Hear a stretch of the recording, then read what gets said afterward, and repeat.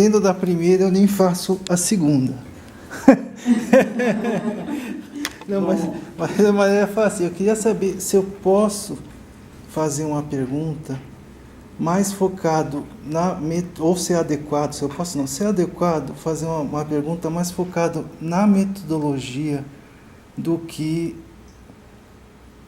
na minha interioridade. O que você quer com isso? Eu queria saber a sua opinião. Não. Eu quero saber o que você quer com isso. Você sabendo a minha opinião, o que você vai fazer com isso?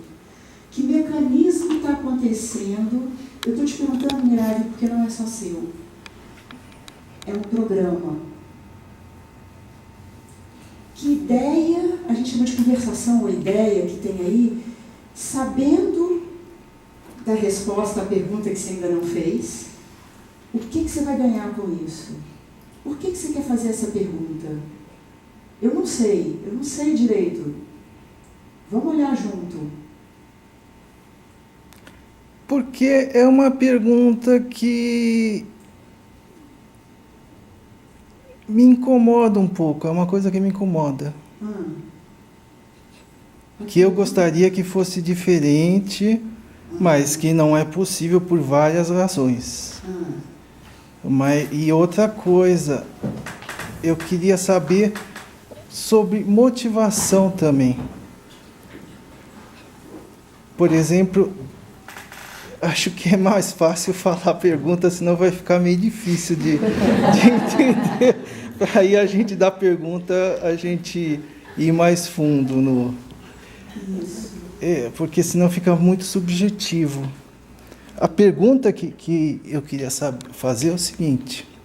Eu sei que acho que você tem uma base meio científica, estudou física, né? Veja só.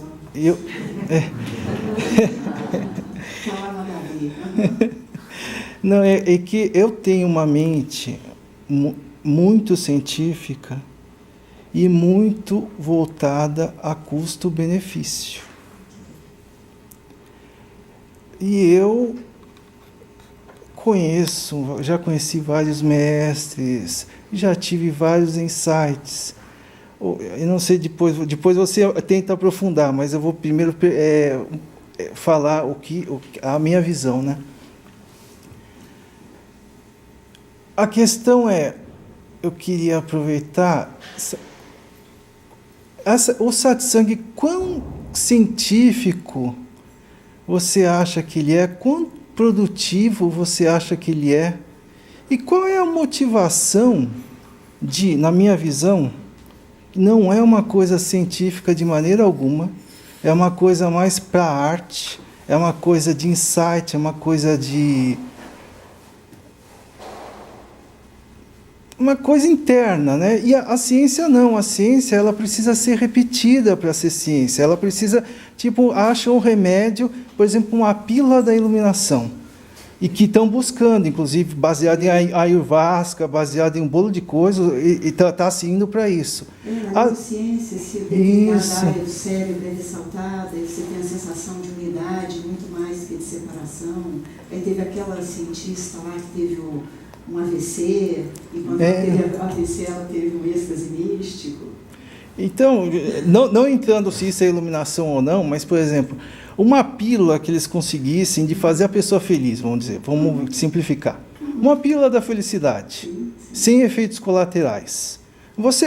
Isso é científico. Você vai tomar pílula, não vou dizer que 100%, mas tem os efeitos colaterais. 99% das pessoas, a pessoa vai tomar pílula e vai, pelo menos durante, 5 horas, enquanto tiver o efeito, vai estar feliz. Isso. Satsang, para mim, é mais, e toda essa busca espiritual está mais uma coisa individual, uma coisa de insight, uma coisa de muita incerteza, uma coisa de sorte, ou de karma, ou de acaso, ou de mérito, sei lá como a pessoa vai...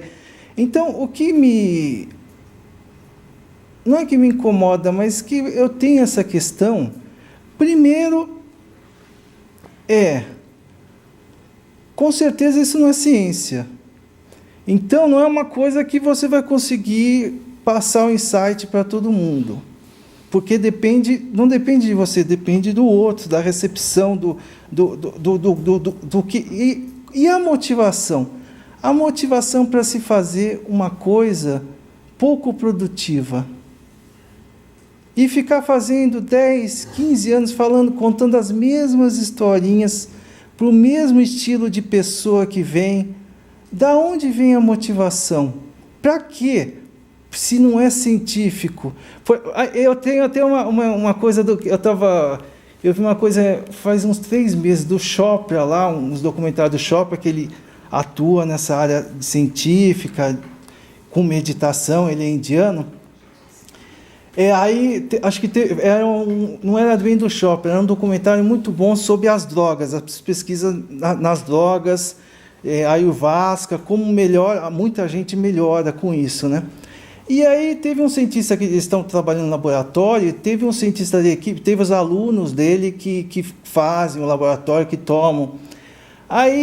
Tem um dos cientistas é amigo. Aí um dos alunos do Chopra perguntou assim, mas você está vendo como funciona? Você está vendo que a gente toma essas drogas, a gente faz meditação, o cérebro altera, você está vendo aí na tela, você está vendo tudo.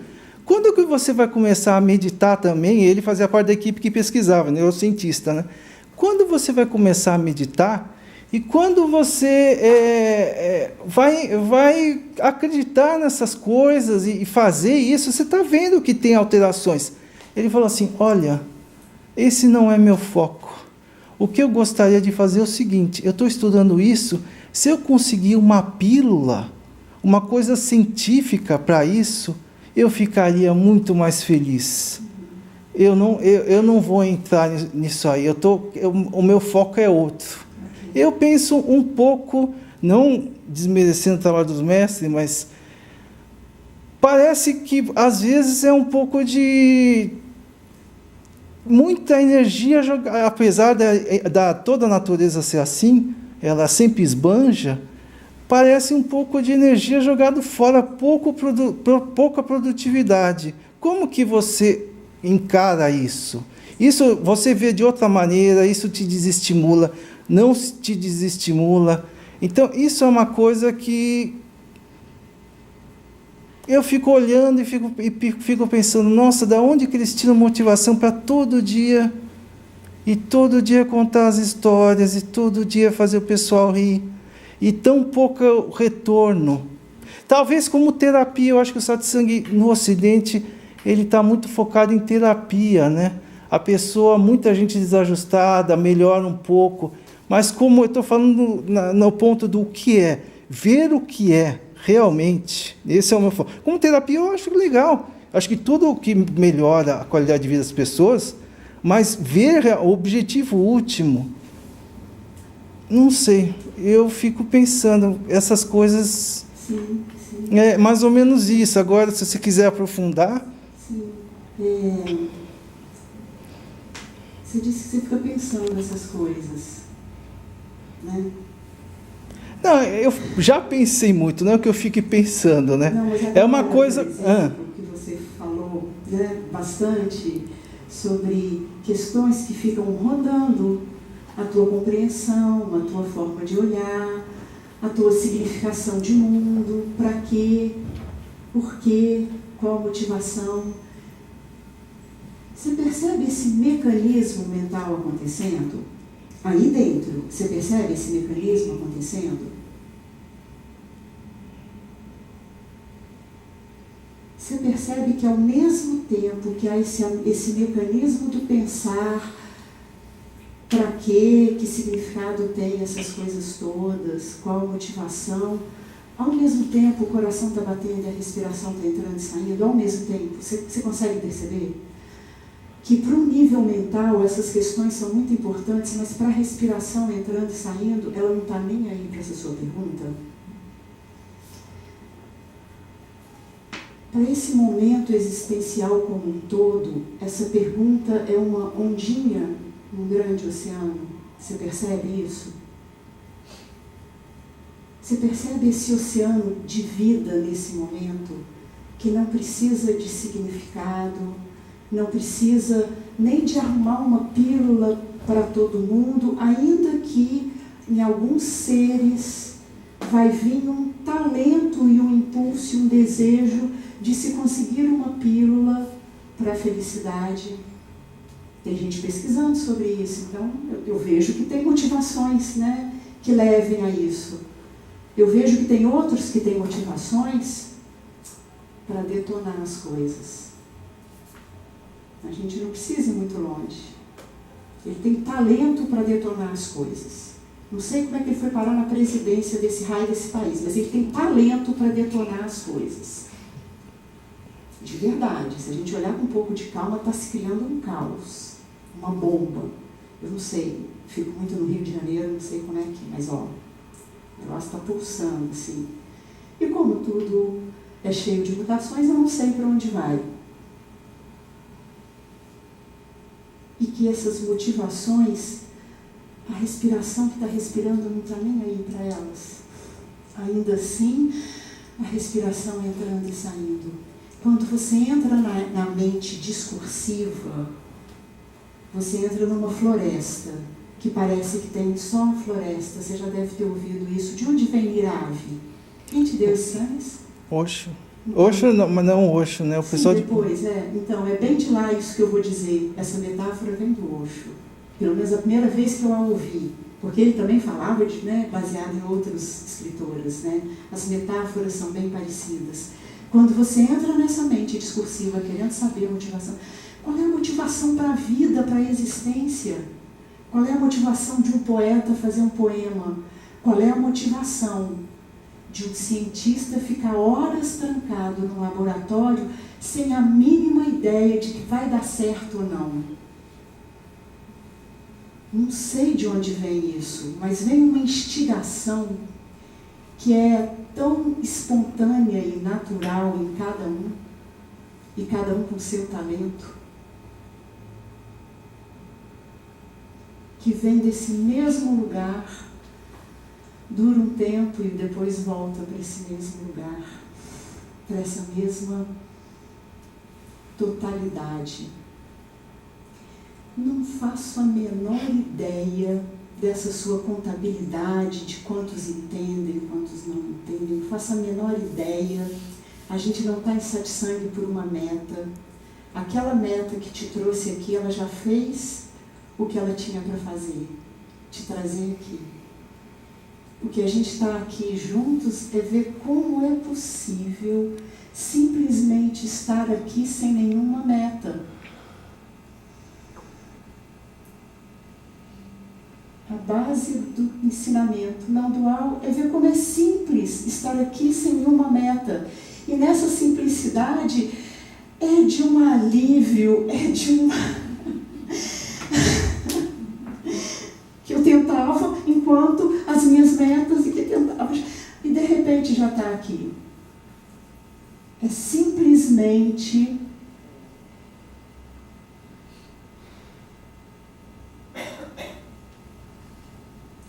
nesse exato momento, ver que todas as questões, todas as metas, o carrossel da mente girando, pode ser uma boa diversão filosófica, até prática em alguns momentos, científica, artística, tanto faz,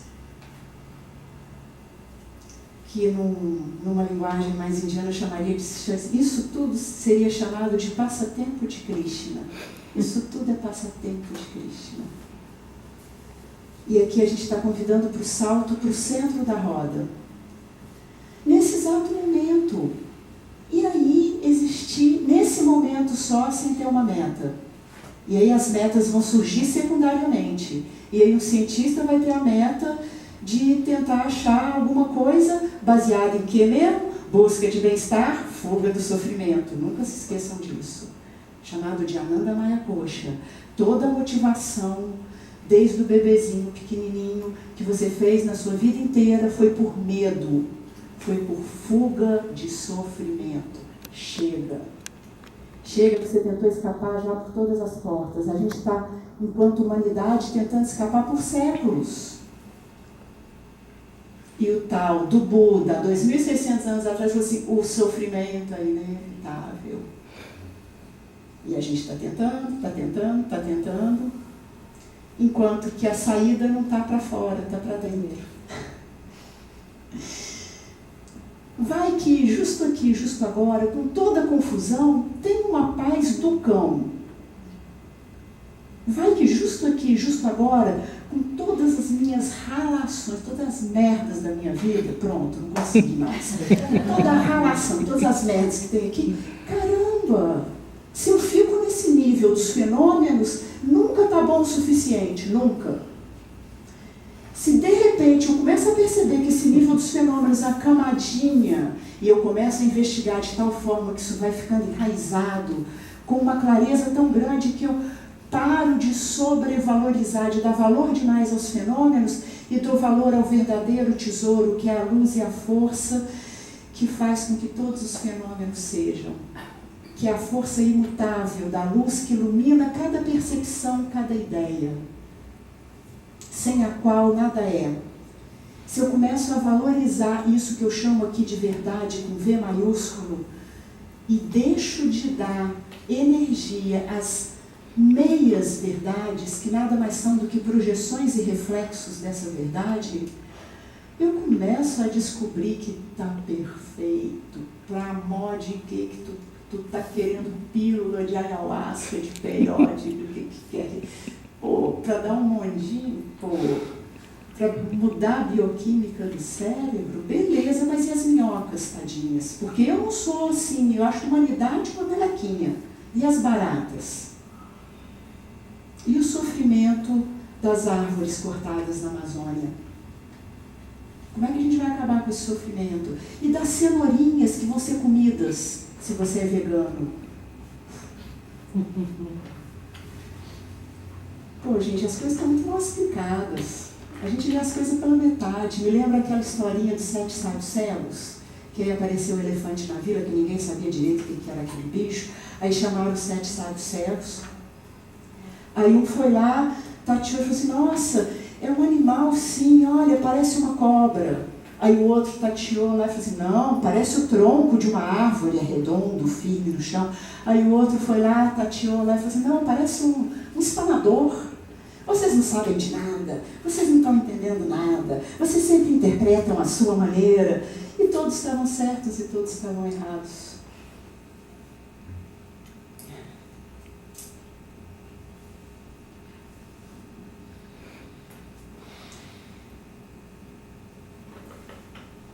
Do mesmo jeito, Niravi, que uma semente, ela tem que brotar, né? E nas condições certas ela brota e vira uma árvore.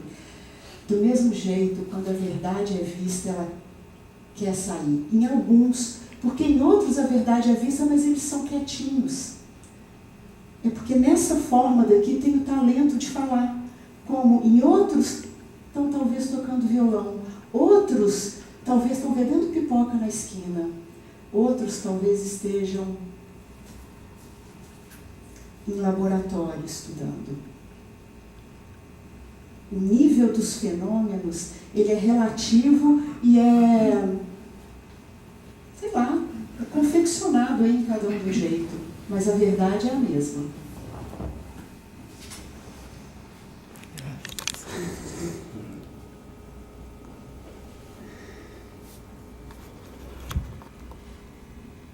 É por isso que é um estudo que é um pouco mais prolongado, e por isso, Niravi, que sim, demora anos. Porque é muito rápido a gente ser capturado de novo nessa mente dual. E a gente vai estudando, pedacinho por pedacinho. Olha como é que os sentidos funcionam. Olha como é que a mente analítica funciona. Olha como é que isso tudo sendo visto, e olha esse observador. Olha como até o observador é ainda uma estrutura fenomenológica dentro do misterioso vazio sempre presente. Então, muitas vezes, o primeiro contato com o satsang te dá um insight. Cara, é só o começo da história. Muita gente para por aí. Tudo é pura presença, uau, saquei, é mesmo, só tem aqui o agora. Né? Já sacou que só tem aqui o agora? Já sacou que de verdade... Agora, vamos até as últimas consequências disso? Porque virar só tem aqui o agora. mas já estamos nós conversando sobre o resultado da pílula da felicidade daqui a 10 anos. Não, só tem aqui o agora. A gente tem que ir até o fim nas consequências do que é saber-se presença, consciência. Saber-se imediaticidade do agora. Sempre consciente.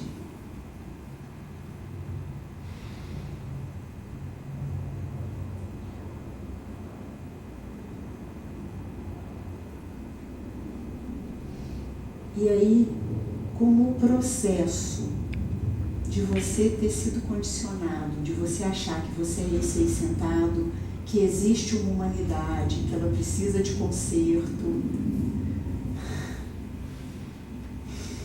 Estou para te falar, Mirago, se eu tenho lá minhas dúvidas da realidade disso daqui. Eu tenho lá minhas dúvidas, e eu estou falando devagarzinho, que hoje é só o primeiro dia.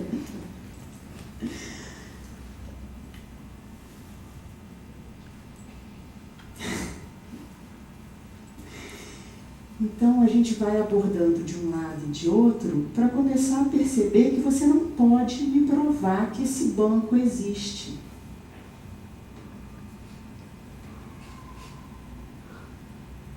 Você pode me provar que há a percepção desse... Não existem objetos, existem percepções.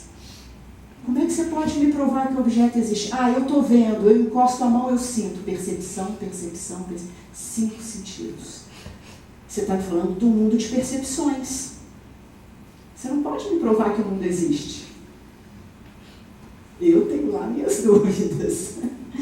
Nessa investigação, todo o meu paradigma vai ficando de cabeça para baixo. E eu começo a viver uma vida que antes sobrevalorizava objetos. Agora eu nem sei se os objetos existem. Eu vejo, na verdade, uma percepção, que é inter-relação, que na verdade é uma coisa só. Momento a momento surgindo, vira amor, cara. Vira amor incondicional, verdadeiro. Agora, estou para te dizer, Mirav, que eu não sei o que está acontecendo, mas o negócio está pipocando.